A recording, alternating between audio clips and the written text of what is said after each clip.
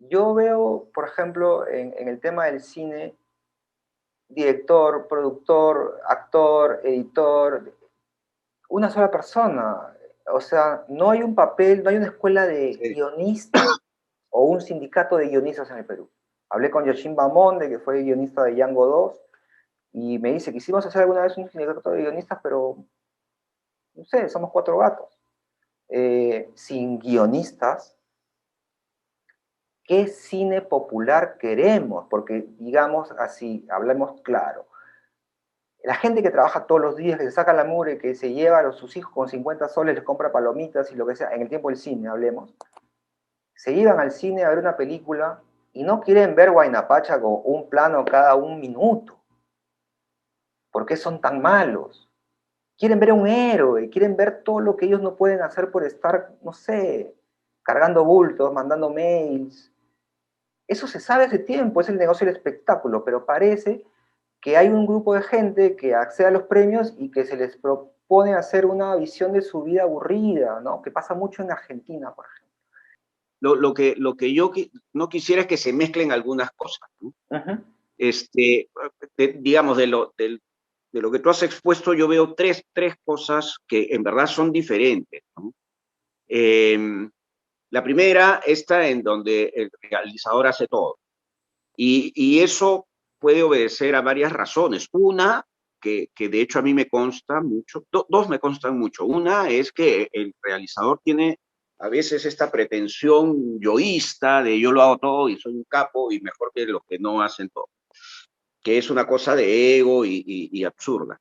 Pero hay otra en donde el realizador pues no puede pagar las distintas áreas y entonces él hace todo lo que puede para que la película salga, ¿no? Entonces no es igual. Yo miro con más respeto el segundo caso. Y la otra cosa que tú mencionas es respecto del tipo de película. Y también yo prefiero tener mucho cuidado con eso, porque hay varios tipos de películas, pero por lo menos en tu exposición hay claramente dos.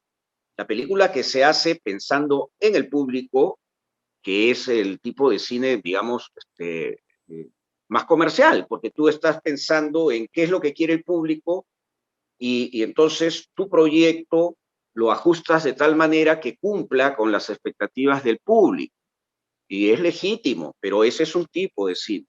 Y otro tipo de cine, como Pacha u otras películas, no se hace con ese principio, sino se hace atendiendo a las necesidades expresivas del autor, aunque esto sea una frase de cliché, es una frase de cliché porque cuando apareció expresaba una verdad. Entonces, no son equiparables esas películas, no son tan comparables, ¿no? La película que se hace pensando en algo que está fuera del mundo interior del director, del autor, y que son las necesidades de un público, y que también tiene que ser una película bien hecha, exigente y, y llena de virtudes, pero que tiene un principio distinto que la moviliza, y que la otra principalmente atiende al universo interior de ese autor y que también debería tener bondades y virtudes, pero no las mismas que la otra, ¿no?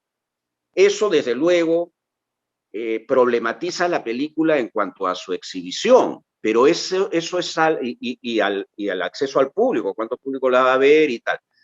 Pero eso es algo que esos directores saben. Y, y yo sí creo que las dos películas deberían tener espacio. Claro, si tú haces una película como Pacha, que de hecho fue un éxito, porque hizo no sé cuánto, 50.000 espectadores, 40.000 espectadores, y fue un éxito para esa clase de cine, ¿no? No solamente el hecho de ser exhibida la película, yo no he hecho ni 10.000 espectadores con mis películas, y te aseguro que son mucho más fáciles que Pacha, más asequibles. Y, y entonces sí, no quisiera que digamos, que se mezclen esas dos propuestas, ¿no? Porque, bueno, porque son distintas, ¿no? Entonces, no son tan comparables. Lo que pasa es que yo creo que eso de hacer una película a medida del público, eso no es tan real, porque ni siquiera la gente ni las canciones lo pueden hacer. El público es un monstruo que no acepta manipulación. Pero yo creo que si uno cuenta una historia real, la gente te va a escuchar. Me parece que muchas de las cosas que vemos en el cine se sienten mal hechas, se sienten mentiras, se sienten egos, se sienten...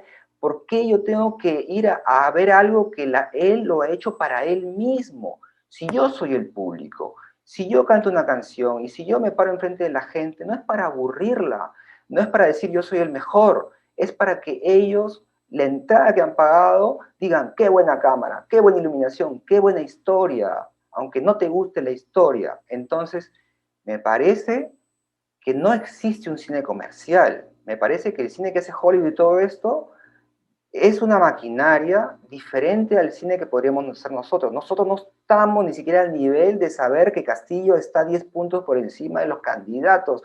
Ni siquiera sabemos eso, entonces no podemos medir al público.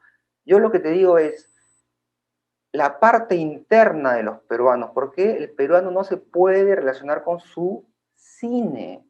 Yo hablo con mis amigos y digo, ¿cuál es la última mejor película peruana? Caído del cielo. Juliana. Le digo, brother, son películas de hace 40 años. Sí, me dicen. ¿Me entiendes? Entonces, a lo que voy es, no tenemos, para mí, no tenemos un cine peruano. La gente no se conecta con su cine porque el discurso del cine peruano es muy poco el que es real. Pasa con tu película es muy peruana. Tu película es una historia de amor de dos niños y un policial en la sierra. Y está bien, ¿me entiendes? Tú viviste ahí, ¿verdad? Tú viviste en ese Sí. pueblo, entonces tú no estás haciendo Tarkovsky, no estás incendiando No, el no pueblo. exactamente en ese no, no exactamente en Claro, ese mismo pero pueblo, se ¿no? Sino siente que se venció ahí, el ahí ego. en Se siente Yauyos. en ti que se venció el ego. Se siente en ti que se venció el ego. Se siente en ti que cuando Marco te puso la luz así que le quemaba a la gente, tú dijiste, déjasela ahí. Toda la película está ahí, se siente en la mano del director. Se siente en las actuaciones. Se siente esa actuación que está actuando y un poco, es como en la vida misma, no sabe qué va a pasar. Entonces se siente, pero eso se ve en horas de dirección y se siente que hay un vencimiento del ego. En otras películas no se siente eso.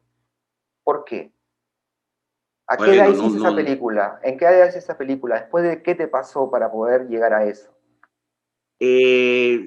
Pasaron varias cosas. Yo hice esa película en el año 2012, empecé a rodarla y terminé de rodarla en el 2013, porque rodaba por módulo. Tres módulos, normalmente uso tres módulos. Esa es mi forma de rodar para poder hacer las películas. Consigo la plata para hacer un primer módulo y ruedo todo. Y después me paso 6 meses, 8 meses en conseguir la plata para el segundo módulo y así. Entonces, mis rodajes duran un poquito. Ahora, yo creo que en mi caso fue dos cosas se juntaron, ¿no? Primero que yo viví allí, y viví allí un par de años, o sea, no pasé por ahí con mi mochila y mi troncho, ¿no? Sí, diciendo, uff, qué paja, y no, viví, me enamoré, tenía a mi enamorada, que era una quechua hablante, con ojotas, con su falda, su capa y su sombrero. Se llamaba Alicia, no sé qué será de ella, ojalá que esté bien. Y de hecho yo me vine porque Sendero Luminoso entró por allí, de hecho incluso mataron a un ingeniero, robaron las camionetas de la empresa, en fin, ya me vine. Y lo hice a una edad muy joven, yo no sé qué edad tenía 20 pico de años, 22, 23 años, una cosa así, ¿no? Y eso me marcó a mí muchísimo, muchísimo, muchísimo, porque yo era un chico de clase media, que había estudiado en un colegio católico de Adecore y de un barrio racista y clasista. Felizmente mi familia no tenía esa formación, pero sí muchos de mis amigos eran así. Entonces cuando yo llegué allí, y además a trabajar, estábamos poniendo la luz eléctrica nosotros, o sea, no había ni siquiera luz eléctrica ahí, yo me tenía que bañar La sequía, claro, agua congelada. Y no habían baños, o sea, yo tenía que ir a un silo, ¿no? Y cosas así, etcétera. Pues yo tuve un golpe, ¿no? Un choque, pues muy, muy fuerte. Me encontré con esa parte del Perú a la que yo no conocía ni de a oídas, ni de oídas. Y, y aprendí a quererla, a respetarla, a respetarla. Entonces, cuando yo hice Extirpador de Idolatrías, lo primero que hice fue pensar que esta era una película de un limeño, que no era una película de un comunero, y que yo no iba a poder prescindir de eso, ¿no? De desclasarme de esa carga que tenía en mi biografía. Yo sí creo que eso, tener conciencia de eso, de ese respeto, me parece que está en el sustrato de la película. Me parece que eso está en el sustrato, ¿no? Y por eso en la película pues hay un chiquito que lo están criando de Con manera dos valores occidental, ¿no? diferentes. Ahí está el choque de los Sí, mundos. Claro. sí, etcétera, y tal, ¿no? Etcétera, ¿no? Y, bueno, en fin, no me voy a poner a hablar de mi película, pero es eso, yo creo que la experiencia personal que tuve allí me dotó de,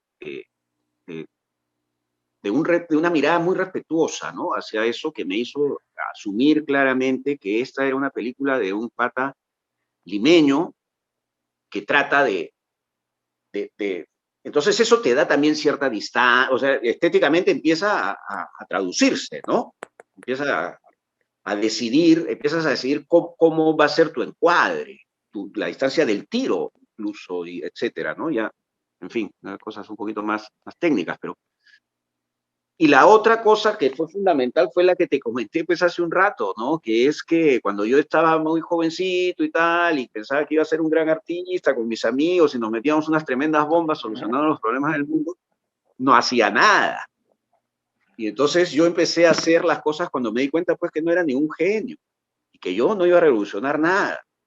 Y eso también me dotó pues a palazos, pero de cierta modestia, ¿no? Decir, bueno, ok, ¿qué es lo que tú puedes hacer que sea honesto, ¿no? Que sea, que esté bien y que sea lo mejor que tú puedes hacer ahora? Y no trates de hacer la obra pues revolucionaria, ¿no? Entonces, esa otra parte también fue fundamental para mí. Cuando yo entré al Indy limeño, yo ya era una persona mayor, tenía más de 40 años, y, y me di pues con la ingrata sorpresa de que todos eran genios, menos yo. Yo había sido genio a los 20, pero ya a esa edad sabía que no lo era. Pero todos eran, bueno, no todos, pero digamos, estoy generalizando para burlarme también un poquito del indie, que se supone es el medio en el que yo estoy, el indie limeño, que es el que yo conozco. Y todos eran genios, o sea, el 90% eran genios y decía, puta la cagada, pues, es un desastre. Y además todo el mundo se decía que el genio tal, el niño genio, el gran genio. Se ponían títulos. Sí, era alucinante, ¿no? Entonces, si tú sabes que no eres ningún genio y que tu trabajo, pues, mientras que sea honesto, pues ya date por bien servido y tal, y tienes eso te dota de cierta capacidad de renuncia y además de rodearte de buenos artistas. Pues conoces cuáles son tus límites. Yo en mi clase de cámara, te lo digo con todas partes, otra de las confesiones que puedo hacer ya a esta edad, era el peor.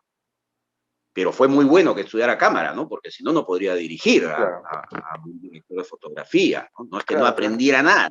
Porque tú Claro, aprendes la cámara, pero cuando yo agarraba la cámara y me ponía a hacer, pues todos mis amigos me decían, no, tú dirige, compadre. No, eso va a salir, pero hasta desenfocado y va a ser una ruina y nos va a jalar. claro, Así que ni hablar. claro. Pero yo tenía que hacer los ejercicios también, igual que Sí, sí, todos, sí, sí. etcétera, y me daba cuenta pues, que no era esa mi...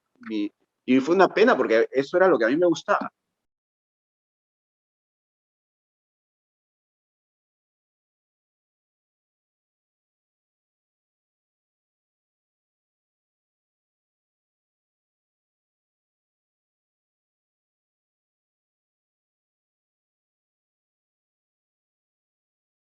Tú me contabas que para hacer tu película ya habías bajado un cambio con eso de estar con los amigos y bueno, mira, yo haría tal cosa, uy, increíble, ¿no? Y arreglamos el mundo en una chapita de cerveza.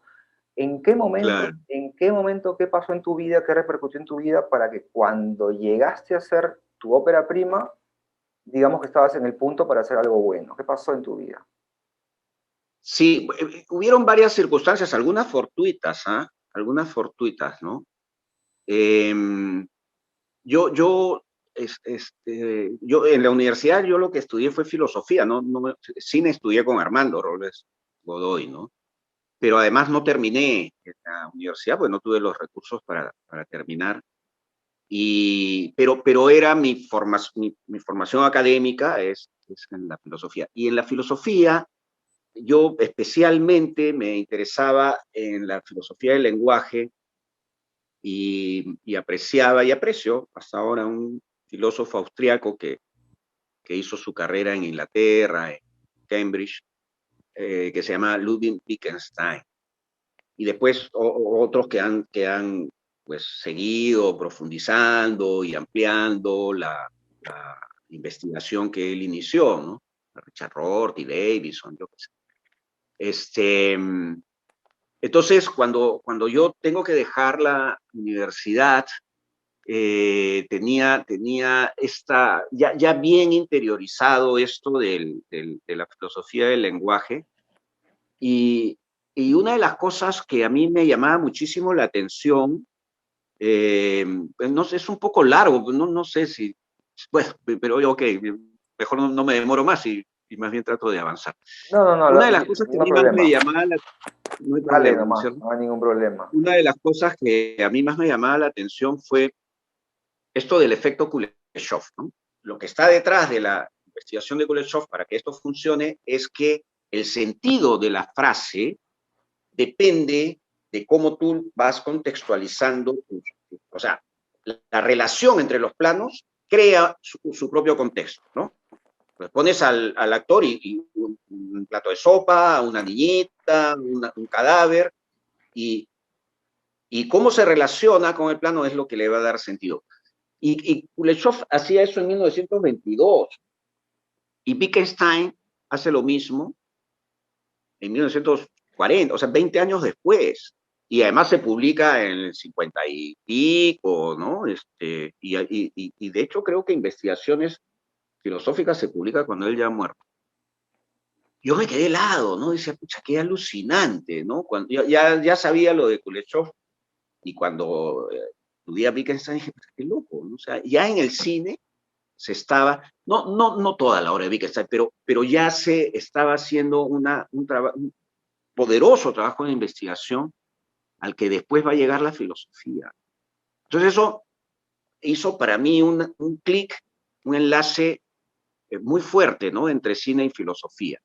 Es decir, no tanto el cine en términos de poner personajes que hagan reflexiones filosóficas, no tanto eso, sino encontrar que en la forma en que tú asumes la construcción de una frase cinematográfica, en verdad allí está un sustrato que la filosofía del lenguaje ha trabajado, bueno, Kuleshov y tal, pero digamos que la filosofía del lenguaje ha llevado a unas dimensiones alucinantes, realmente alucinantes. Y eso a mí me ha llevado a una serie de otra clase de teorizaciones, como las posibilidades que tiene el cine de retratar la realidad o la imposibilidad de eso, cómo puede, y esto discute más bien lo de Bertov, ¿no? De Kino Glass todo eso, y toda esta corriente, ¿no? ¿Cómo hace el cineasta para no interpretar lo que está viendo desde que tiene que decir un encuadre? Que tiene que decir un encuadre. Entonces, todo eso fue muy fuerte para mí. Me metí a estudiar con Armando Robles Godoy, que además yo no podía, son cursos que me pagó mi hermana mayor, mi hermana Mara, que le estaré agradecido eternamente. Porque claro, yo había dejado la universidad porque no la podía pagar. O sea, ya te imaginas la situación económica en la que me encontraba.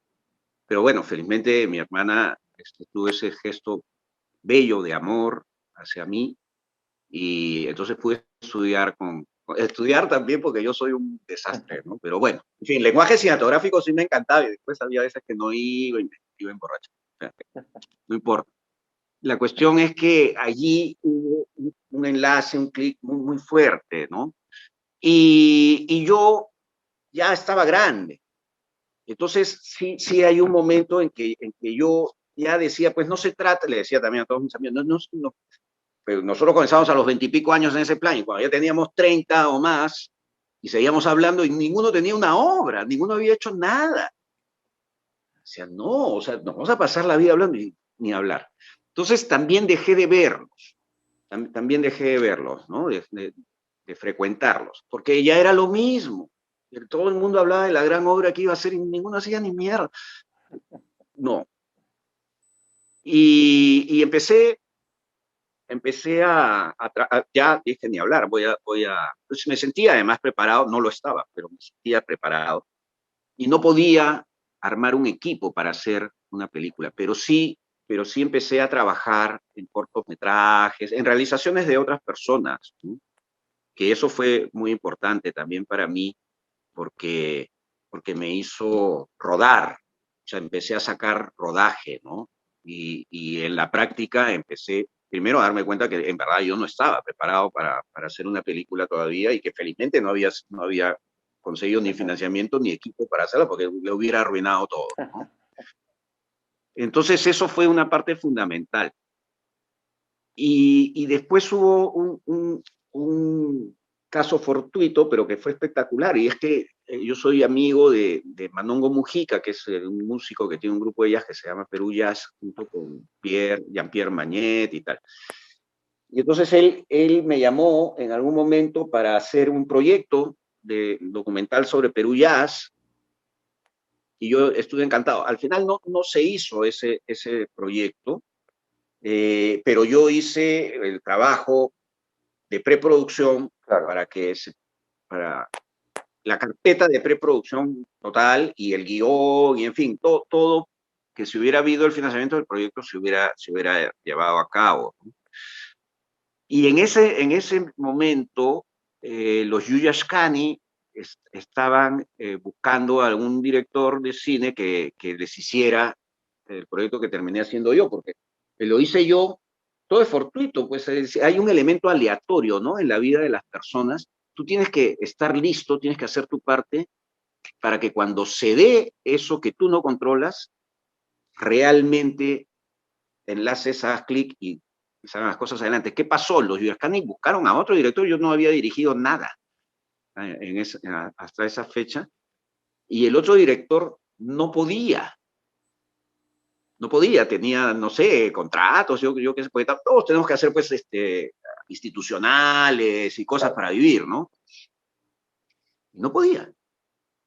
Y entonces, mi hermano menor, Janito, que trabaja con los Yuyashkani y que había trabajado conmigo en la preproducción del documental de Manongo, o de Perú Jazz, le dice, pues, a Miguel Rubio, ¿no? Que es el director de Yuyashkani, pero Manuel, pues no ha hecho nada. No, pero ha trabajado con este y el otro, sí, pero nunca dirigió nada. Le dice, mira, compadre, tú sabes que no sé, con los Yuyashkani, pero es un trato completamente horizontal, ¿no? Y tal. La cuestión es que Janito le dice, mira, yo he trabajado con Manuel la preproducción del documental de Perú Jazz y aunque no haya salido la financiación, estoy seguro de que lo va a hacer bien. Entonces, por eso es que yo tuve la oportunidad de hacer esa película y todo cambió. Y todo cambió. Pero si este director al cual le ofrecen la película no tenía los compromisos que tenía y la hacía, yo no sé qué hubiera pasado conmigo, porque no había salido el financiamiento de Manongo, y yo no tenía, pues ya tenía años tratando de hacer una película y no podía ni siquiera armar equipo. Claro, voy a hacer la película de Yuyashkani y a eso nomás te da un respaldo. Entonces, Claro. cuando yo invito a Ludovic Pillón para que sea, o sea, encantado me dijo, ¿no? ¿Me entiendes? O sea, varias cosas empiezan pero yo tenía que estar listo.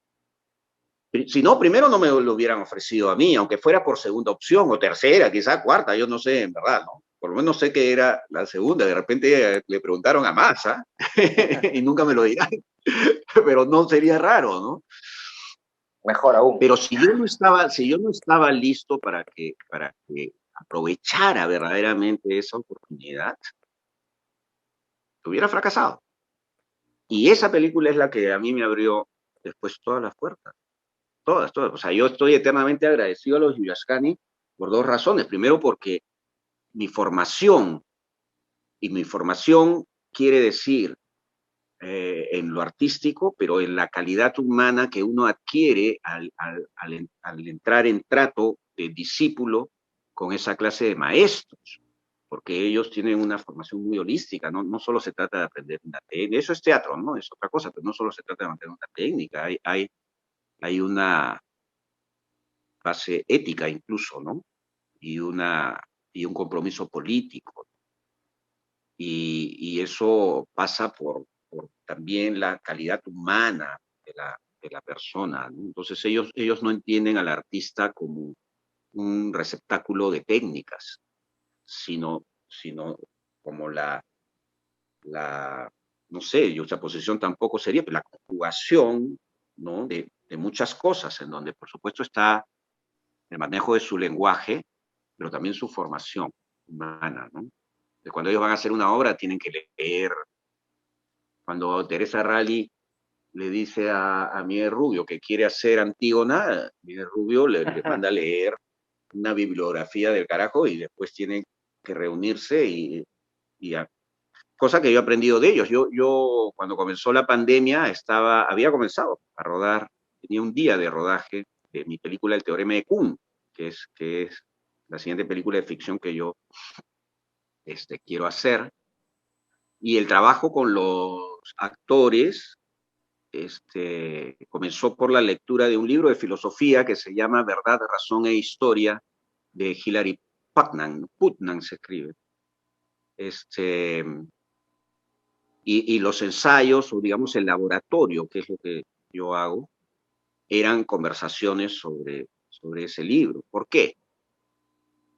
Porque lo que yo me proponía era que si esos actores, que eran los principales, no con todos los actores, si esos actores llegaban a interiorizar lo que propone ese libro, necesariamente, como seres humanos, iban a cambiar, porque esa lectura iba a impactar de tal forma que su horizonte cultural, su horizonte intelectual, su horizonte de ideas, inmediatamente se iba a ampliar. Y eso transforma a las personas. Y la película, que no tiene relación digamos, no es una adaptación de ese libro, que es un libro de filosofía, y la película mía es una película narrativa, cuenta una anécdota, una historia, pero esa película no existiría si es que yo no hubiera leído Verdad, Razón, Historia, ¿no? De Hilary Putnam, y además investigaciones filosóficas de Beckett.